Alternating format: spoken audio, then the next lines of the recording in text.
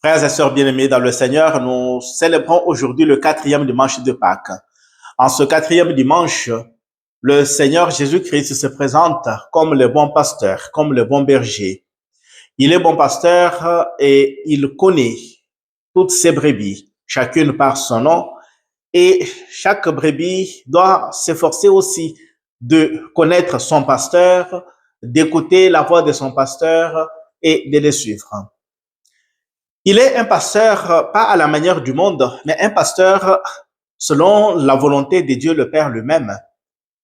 En se disant qu'il est pasteur, il voudrait lui-même nous décrire déjà sa mission pour laquelle le Père l'a envoyé parmi nous.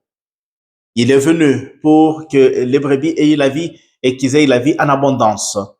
Et d'ailleurs, lui-même affirme que mes brebis, personne ne pourra les arracher de mes mains. Je suis venu pour leur donner la vie. Je suis venu pour leur donner la vie éternelle.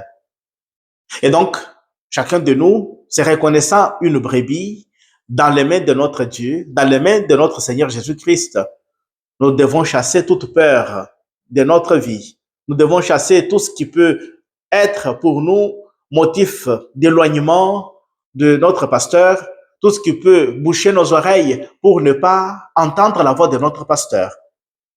Donc, une mission est confiée aussi à chacun d'entre nous, celle de nous identifier à ces bons bergers, à ces bons pasteurs, qui est capable de donner sa vie pour que ces brebis aient la vie.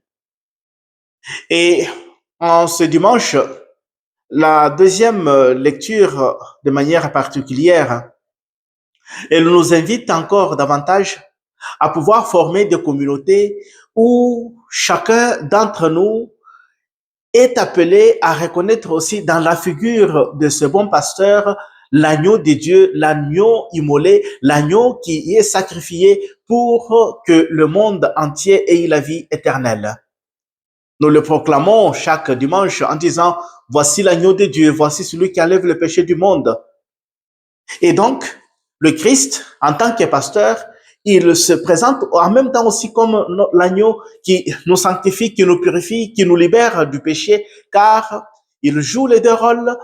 En tant que pasteur, il nous indique comment on peut parvenir à sauver aussi les autres en se sacrifiant soi-même.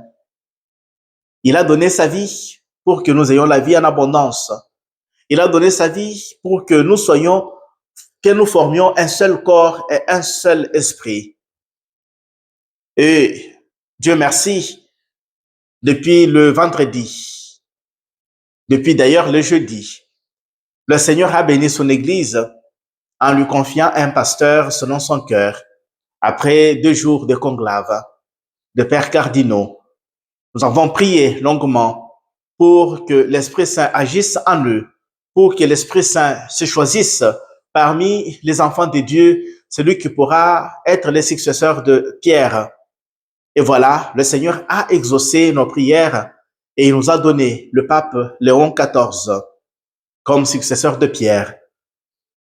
Notre prière pour lui est qu'il soit vraiment un bon pasteur, qu'il soit un bon berger, qu'il soit capable de pratiquer, d'appliquer ce que disait son prédécesseur, le pape François, qu'un bon pasteur doit connaître l'odeur de ses brebis.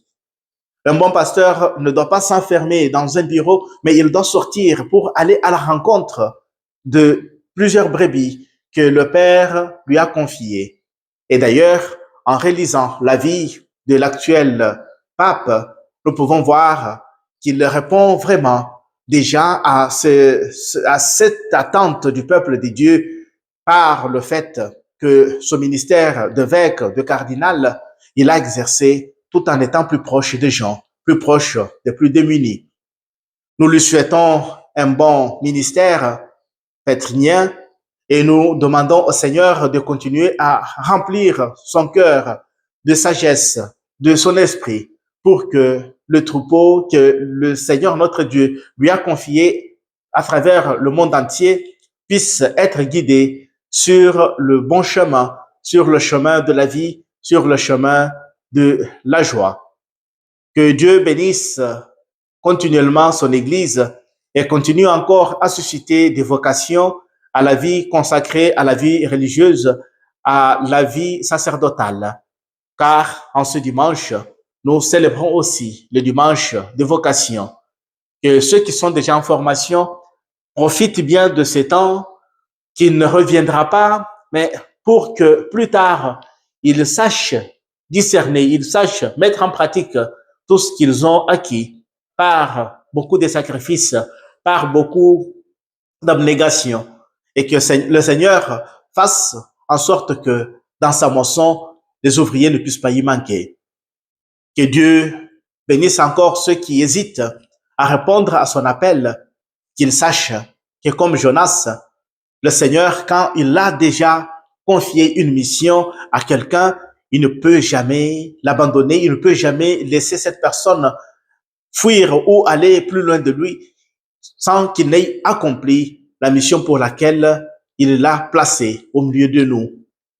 Que Dieu Tout-Puissant nous bénisse, qu'il soit continuellement notre pasteur et notre berger et qu'il guide chacun d'entre nous vers la pleine réalisation du salut que le Christ est venu inaugurer dans sa mort et dans sa résurrection.